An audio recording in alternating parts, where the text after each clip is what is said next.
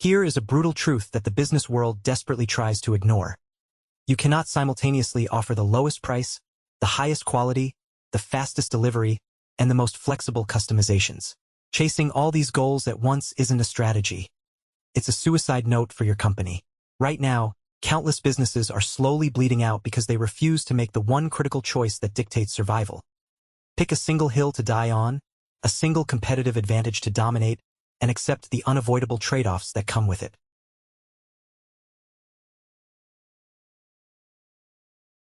Look at your own operation. Are you trying to be everything to everyone, promising rock-bottom prices while also guaranteeing premium craftsmanship, same-day shipping, and flawless after-sales service? It sounds like the perfect customer proposition, but in reality, it's a blueprint for operational chaos. Our brains are wired to want it all, but the iron law of business operations forces a trade-off. This isn't just a piece of abstract advice. It's a fundamental law of physics in the commercial universe. If you try to defy gravity, you will crash. So what happens when you refuse to choose? You become a generic, unfocused entity. Your operational system becomes a conflicted, sluggish mess. Your employees are paralyzed by conflicting priorities. Should they cut costs or enhance quality? Your inventory management is torn between bulk buying for cheaper rates or holding less stock for agility. You end up being mediocre at everything, and mediocrity is the most vulnerable position in any market. You become easy prey for any competitor with a clear, singular focus.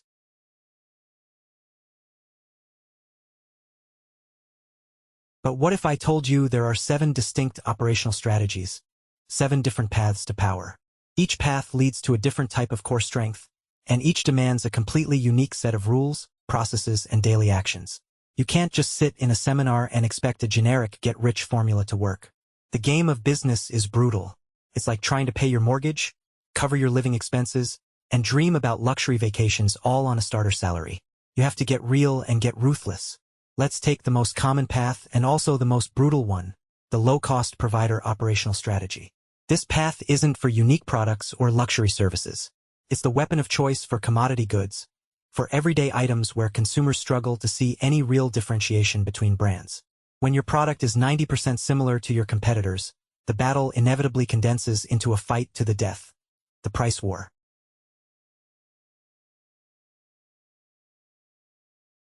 Consider a ubiquitous example, the fast fashion apparel industry. You can buy a plain white t-shirt from countless brands, both online and offline. The fabric quality, the stitching, they're often remarkably similar. At this point, what triggers your purchase decision? Mostly, it's the price tag and maybe a shipping discount. Companies pursuing this strategy must build an entire operational ecosystem dedicated to scraping away every single cent of cost. From negotiating raw material prices in colossal volumes, to maximizing automation on production lines, implementing lean inventory management, and optimizing every cubic centimeter in shipping containers. However, here lies the painful paradox of this race. The endgame only allows for one ultimate winner. Only one company can be the absolute cheapest player in the market. Everyone else, even if they've become cheaper than their former selves, will lose. The winner establishes the default price in the customer's mind. Once that price is set, anyone charging more is perceived as expensive, and anyone trying to charge even less will likely go bankrupt because there's no margin left. This creates a vicious, winner-take-most dynamic that reshapes entire industries.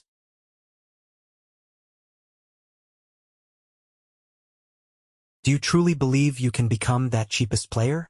Look at a global-scale example, consumer electronics and accessories manufacturing.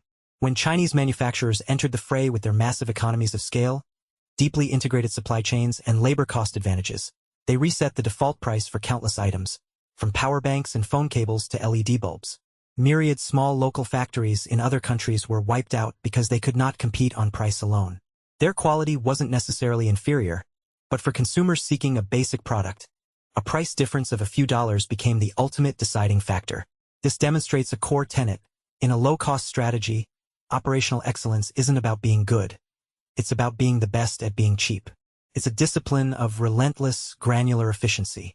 This leads us to a critical, often overlooked, lesson. Choosing the low-cost operational strategy is an extremely high-stakes gamble. Unless you have unshakable conviction that you can become number one, or a very strong number two in total cost optimization, this path leads to a cliff.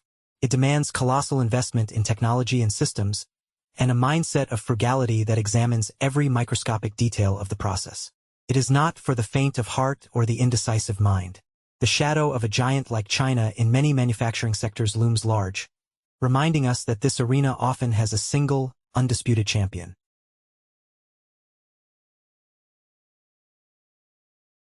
So, is there an alternative? Absolutely. The low-cost strategy is merely one of 7 choices.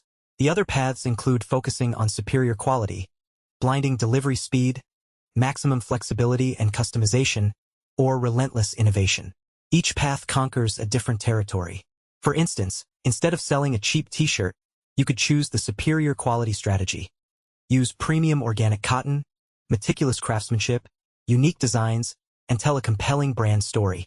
Now, your customer isn't buying a shirt.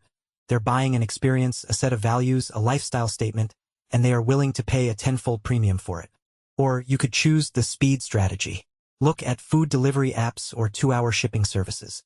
They aren't necessarily the cheapest, nor do they have the widest selection. Their core power is the promise of ultra-fast fulfillment. Their entire operational system, from the driver dispatch algorithms, the placement of micro-fulfillment centers, to the courier teams, is optimized for one singular goal: saving the customer's time. That is the product they are actually selling.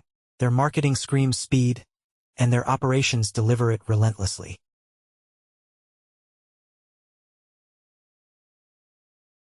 Let's examine a real-life case of the flexibility strategy.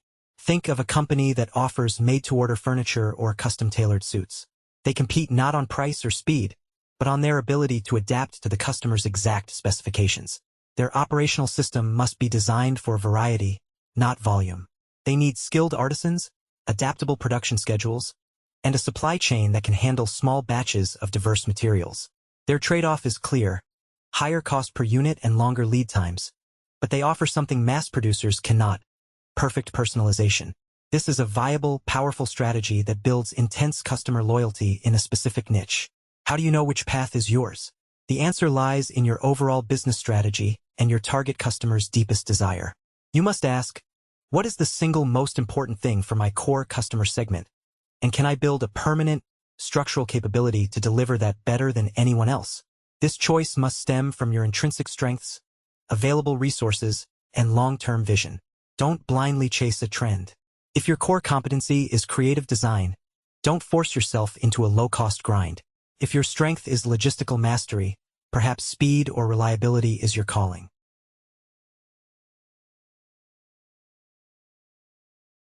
Once you choose, you must courageously accept the limitations. If you choose quality, stop complaining about high costs and long production cycles. They are features, not bugs, of your system. If you choose speed, abandon the dream of having the lowest price. This clarity of thought aligns your entire organization. Every policy, from hiring and training to machinery investment, to how you measure employee performance, must serve your chosen strategic goal. This is the essence of decisive leadership: the ability to make the hard choice and instill unwavering commitment throughout the company's DNA. Indecision is a silent killer, eroding resources and morale far faster than any external competitor.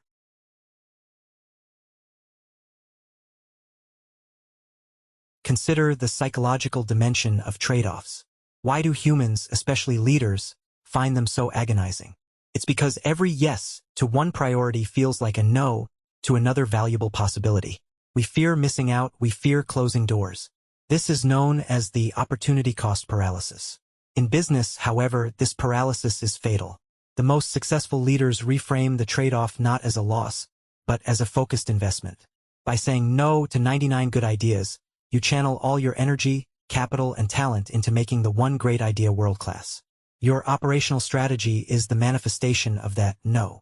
It's the daily, grinding execution that proves what you truly stand for. Let's test this logic with a counterfactual.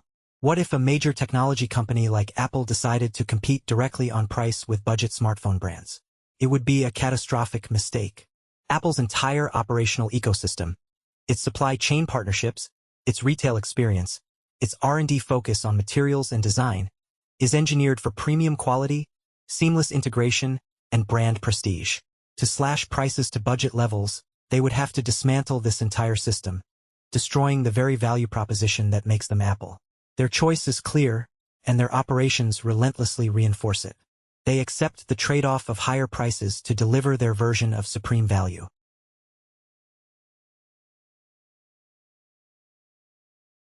The chain of logic is now crystal clear. Your business strategy identifies what value you promise to the market.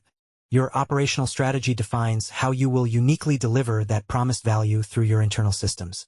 The how must be singular and focused because organizational resources, time, money, attention are finite. Spreading them across multiple, conflicting hows creates friction, confusion, and waste. A focused how creates synergy, momentum, and a reputation that customers instinctively understand. They know what you stand for. Are you the cheap one, the fast one, the high-quality one? That clarity is priceless. Therefore, the journey starts with ruthless introspection. Audit your current operations. Are your processes, metrics, and team goals aligned with a single, coherent advantage? Or are they sending mixed signals? Do your procurement managers get bonuses for cutting costs, while your product managers get rewarded for adding premium features? This misalignment is the root of operational failure.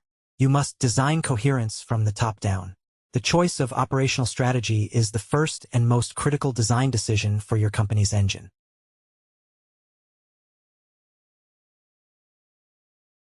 In conclusion, remember that business is not a playground. It's a survival arena where ambiguity is the deadliest enemy. You cannot crave both safety and radical breakthrough. You cannot have both minimal cost and boundless innovation. The principle of trade-offs exists everywhere, even in your personal daily decisions. Understanding and courageously applying this principle to your business operations is the master key to avoiding oblivion in a hyper-competitive, volatile market. So, ask yourself right now, what is the one thing your company can do better than anyone else on the planet? When you find that answer, marshal every resource, every process, every ounce of effort to turn that into an unassailable fortress. Your operational strategy is that fortress. Build it with focus or don't build it at all.